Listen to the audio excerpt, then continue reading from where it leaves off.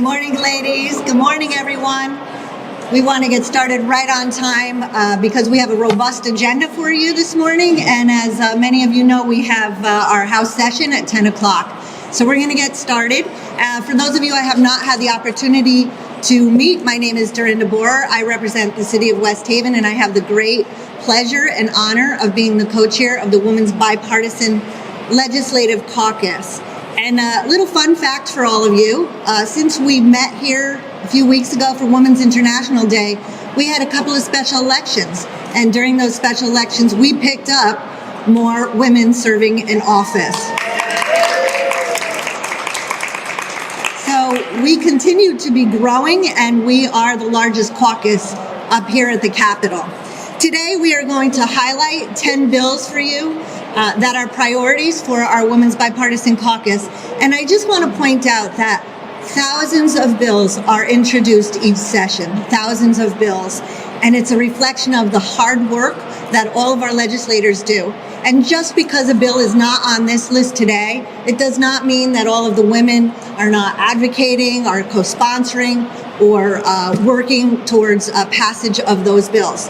These bills are a result of the collective conversations that we have had in our district with the women across the state, and it's a broad range. These bills represent protection for women, improving the healthy outcomes for women, supporting education in our state, and also supporting women in the workforce. So there's a great broad range. We think it's a good, robust list, and we're going to have each person touch on a bill and just give you a summary of that bill, why it's a priority. We're also going to hear from our Lieutenant Governor, who's been a great champion of women throughout the years. But before we do all that, I want to turn it over to my great co-chair and friend, Nicole Claridis-Ditria. Thank you, Dorinda. Thank you, everybody, for being here today.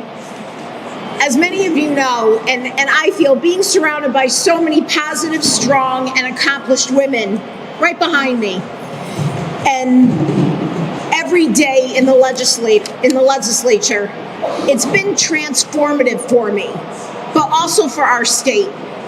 Some of the bills that we're going to talk about today are a heavy lift. Some of them have work to be done, and we do that work in a bipartisan way to make bills better.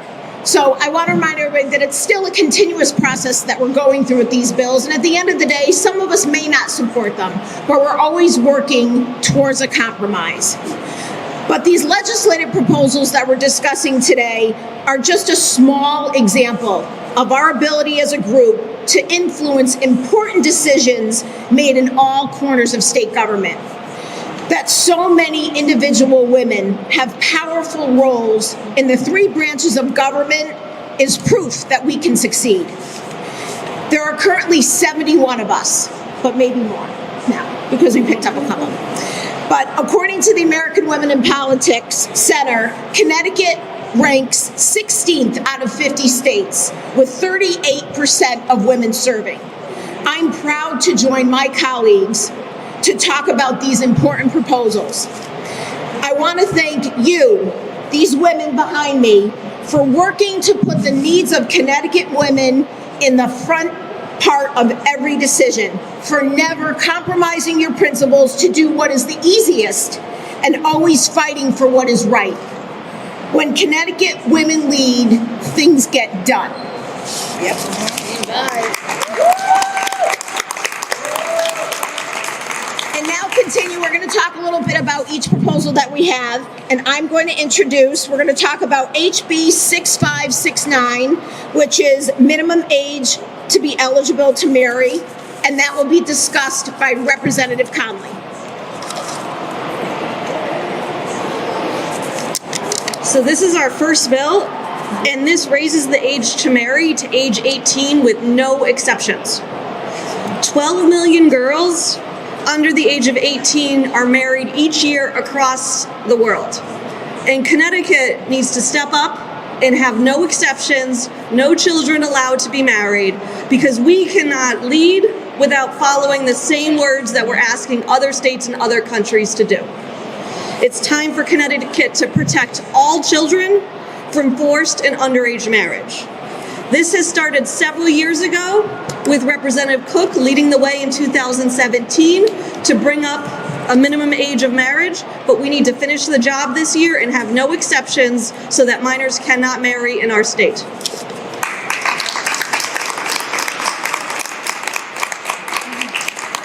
Next, we're going to hear from Representative Jennifer Leeper to talk about Bill 5003. I just want to thank again Representatives Borer and Claritas Deidria for bringing all 73 of us together.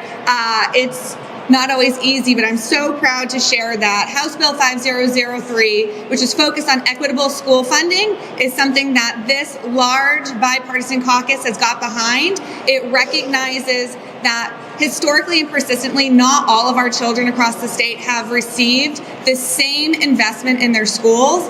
And I think coming out of the pandemic, we've seen that that's more important than ever before. I also want to take a moment to recognize the achievement that this was voted out of the Education Committee unanimously, and recognize Representative McCarty for her long-standing leadership for our children across the state.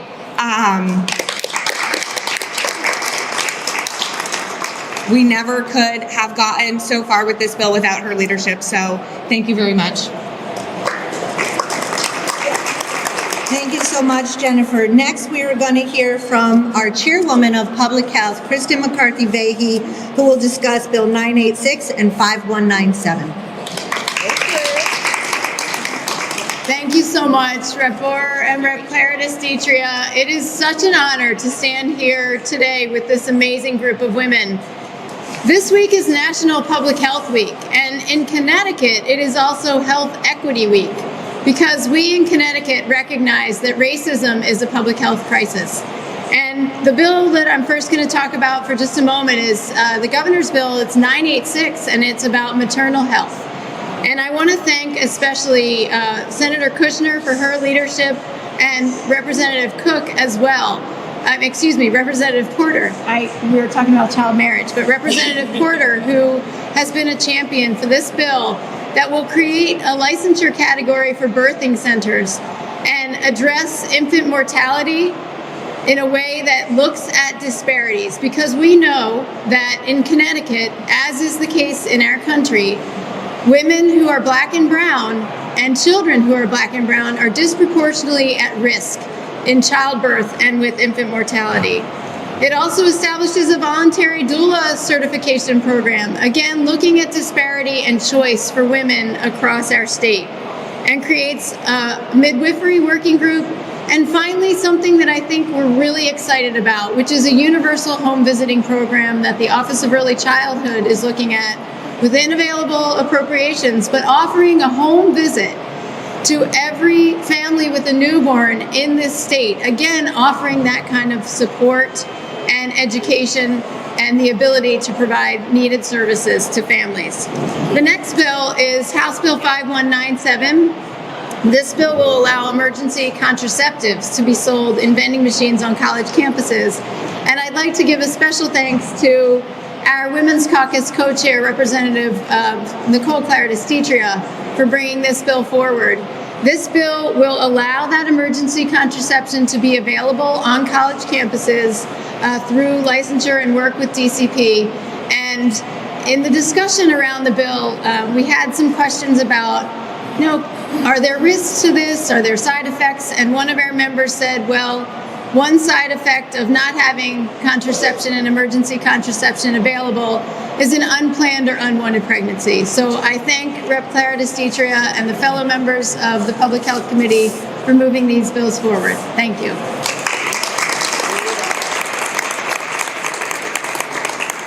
Thank you so much, Representative McCarthy-Vahey. The next bill, 1075, was going to be highlighted by Senator Summers. Something came up in her district this morning, but she has been the champion for this bill, and we want to recognize her for that. It is, we talk so much about having residents have care in their home. We try to keep people in their home the best that we can. And for hospice care, we want to make sure that is a choice as well. So we thank her for her support of that bill. Our next bill is 6759, and there's been nobody who's been a bigger champion on this topic than Representative Cook. Good morning. Thank you all for being here.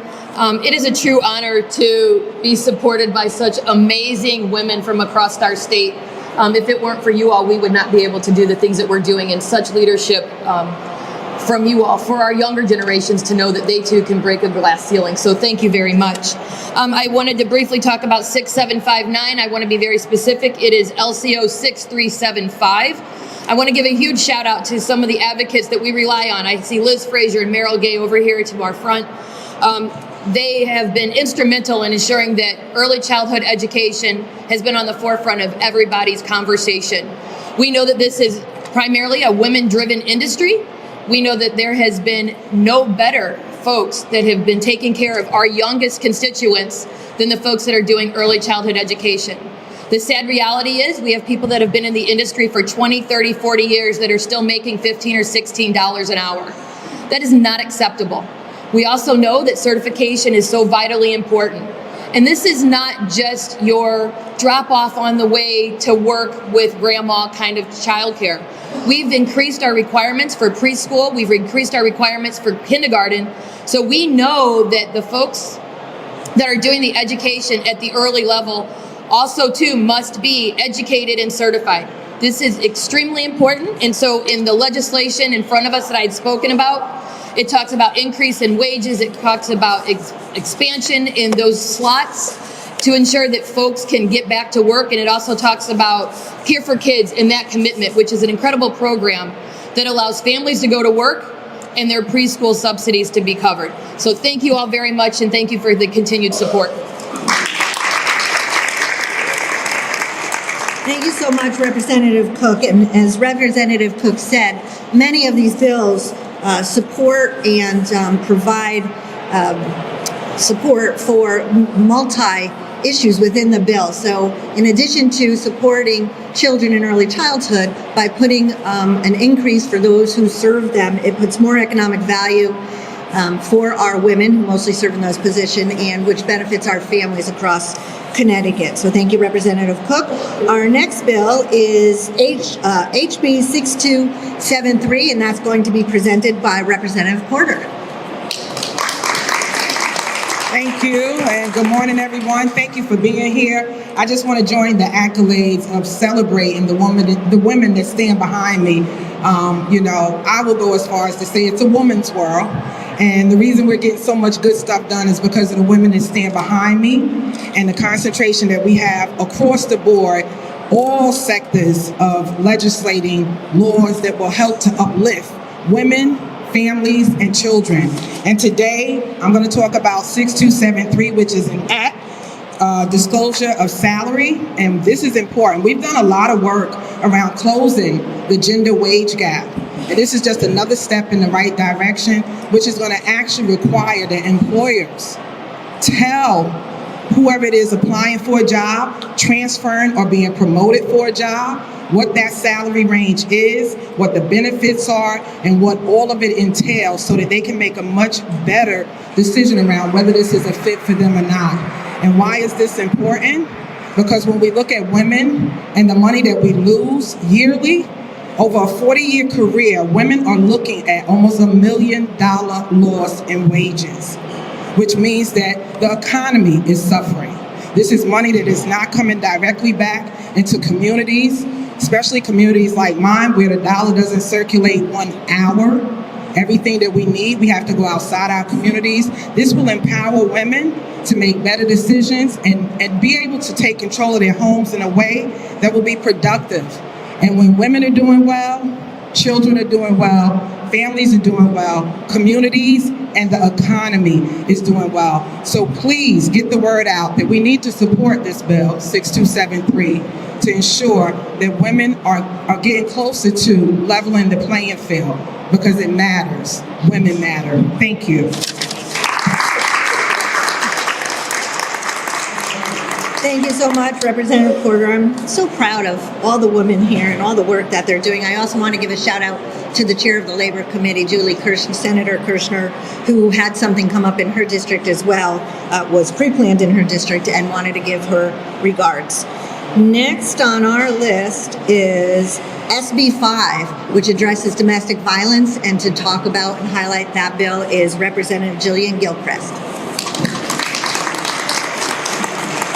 Thank you so much. I want to echo the appreciation to our co-chairs and just express how proud I am to stand and be a part of this bipartisan women's caucus. So domestic violence impacts far too many people in the state of Connecticut.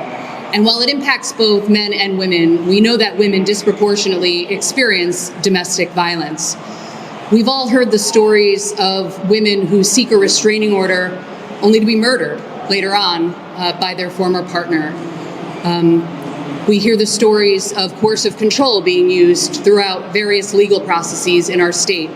And so we've done quite a bit in this state to address domestic violence, but our work continues. And so Senate Bill 5 does 4 important things. It would expand GPS monitoring of individuals who've been charged with a violation of a restraining or protective order to ensure that we can keep victims as safe as possible. It would also prohibit abusers who are convicted of attempted murder, conspiracy to commit murder, or certain other Class A and B felonies from receiving alimony. This is an avenue for some victims to leave an abusive relationship without the fear of continued economic abuse. This bill also expands VOCA funding. So Victims of Crime Act funding comes from the federal government, and there have been cuts in recent years. And so we want to fill that gap to ensure that we continue victim services here in the state of Connecticut. And finally, it would expand a grant program to provide legal assistance to individuals who can't afford a lawyer when they're seeking a restraining order or a protective order, to ensure, again, that they can get that safety that they need. And so, as with most legislation, these bills are a work in progress, but this bipartisan caucus looks forward to continuing the work to ensure that we can protect victims of domestic violence here in the state of Connecticut. Thank you.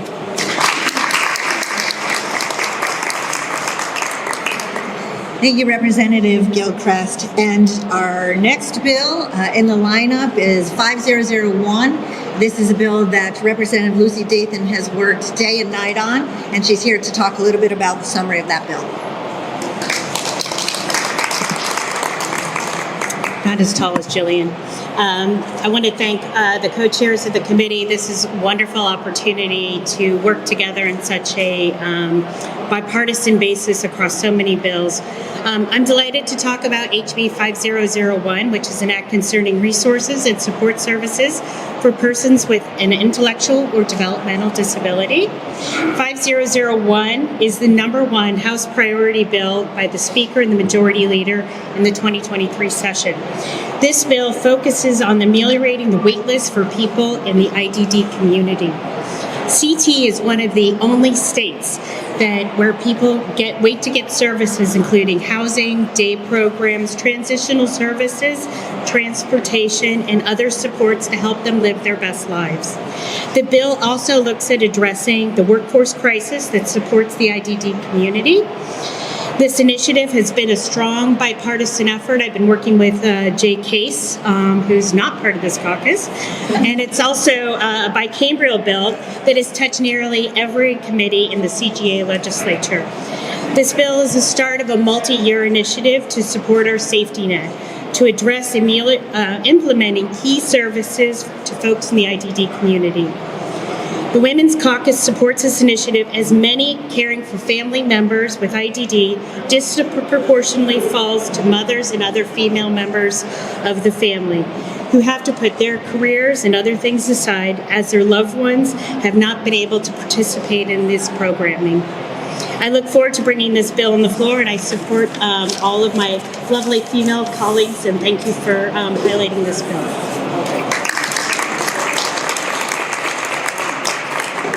Thank you so much, Lucy, Representative Dathan.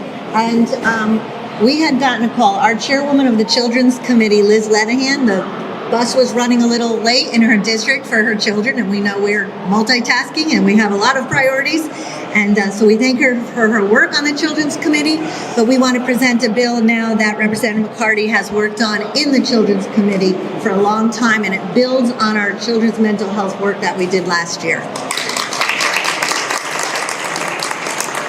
Good morning, everyone. First, it's such a privilege to be here with my wonderful women colleagues in our Bipartisan Caucus, and a privilege to be able to speak briefly on House Bill 5194, which aims to increase grief counseling throughout our state for our children.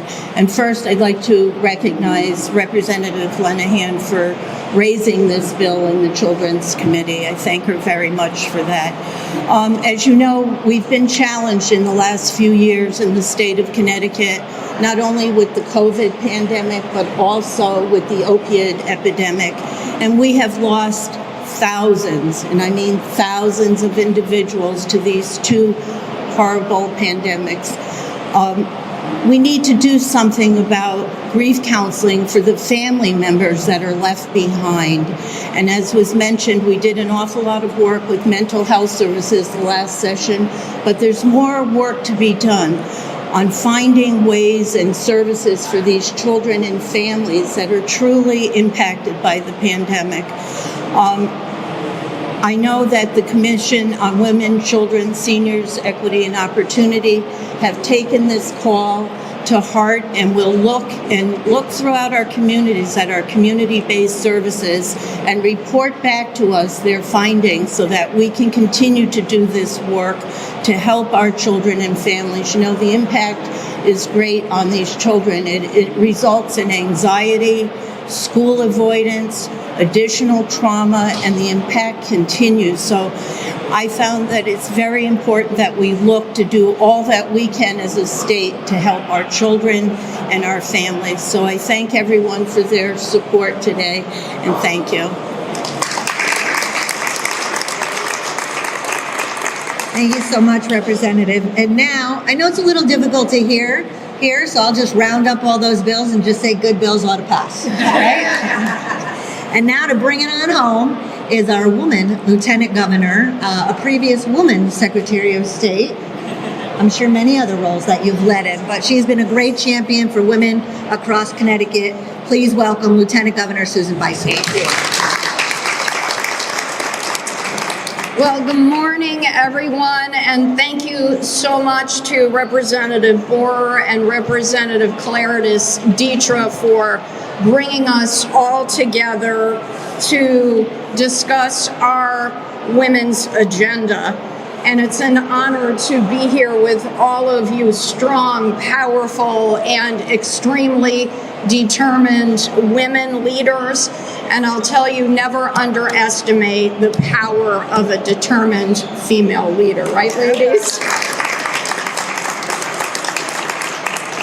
So do take note of these bills because I do predict that they will pass. And I say that because they recognize two important things: that racism and domestic violence are public health crises in the state that touch virtually every family. And that is why we are here. We are united in addressing those important issues. We were here for International Women's Day about a month ago, and we all stood together with the theme of embracing equity in mind. And these bills really highlight that if you uplift women and children, you lift up every family in our state. Connecticut has made some significant strides, but there's so much more to do. We are one of the best states in the country for women and families because of the work we've done, but there's a lot still to do. And this agenda really goes from cradle to grave, or birth to grave.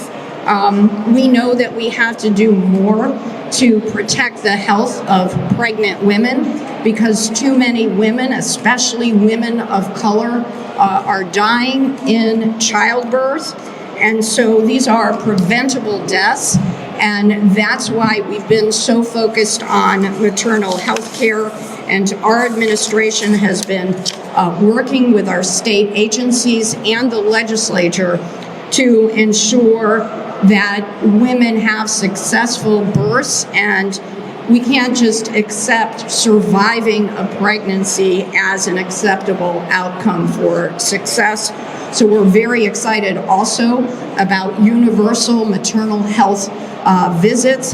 That is something that has been successful. It's been piloted in the Bridgeport area, but it's been successful not just in other states in our country, but in other countries across the globe. So that's really a priority of the governor's and mine. And I'm glad it's a priority for our legislature as well. And finally, I want to commend the work that's been done on prohibiting people from marrying until they're 18 years old. Our legislature has set up a number of very reasonable restrictions on child marriage, but we have to finish the job so that that you must be 18 in order to marry. So I just want to thank all of these amazing, tenacious, fierce, and determined women for all the work that they've done, and look forward to a very successful and productive session. Thank you so much. We took a few moments to thank all the women for the hard work that they do, but we want to take the opportunity to thank the women across Connecticut, because all of their valuable input really make us better legislators for them. So we appreciate, whether it's concerns, questions, input, those that come up here, all the work that they do together, because we are one great group. Thank you, everybody, again, for being here today. Excuse me. It's not an easy process to go through, and we worked hard to get all these bills together as a group. I'm sorry. And I want to thank the women behind me and my co-chair, Representative Boer, for the hard work they do every day, working on women's issues and putting important issues in front of the state of Connecticut. Thank you.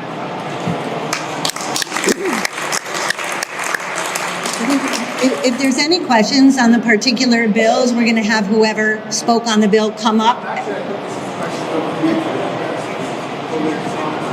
couple bills on here that have spending implications, but there's no bills on here that have anything to do with taxation.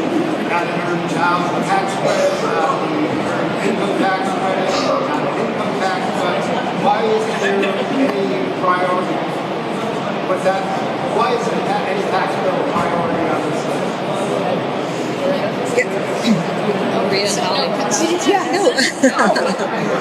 I actually, if our chair of our finance committee wants to come up, that would be great. When the bills are submitted, we don't really look at the opportunity for what committee they're going to next. We just really look at the concept and the edict of the bill and stand behind that. But I'll let Maria and Holly. I will note that it's another bipartisan collection of women in the Finance Committee. And I will just make it simple that it is, as you all know, the budget process tends to work a step behind the rest of the substantive policies. And so all these conversations are happening in the Finance Committee right now as we speak. Most of the things we talk about in finance are a step removed. What we do, we have to follow through its impact on various communities within the state of Connecticut. And those are conversations I have with my ranking member all the time. Exactly. I want to thank you for that question. And tax policy affects women every day. And of course, as the process plays out, as we saw in our public hearing on Monday, there are many, many ways we can use tax policy in Connecticut to help women and families succeed, and that's our goal.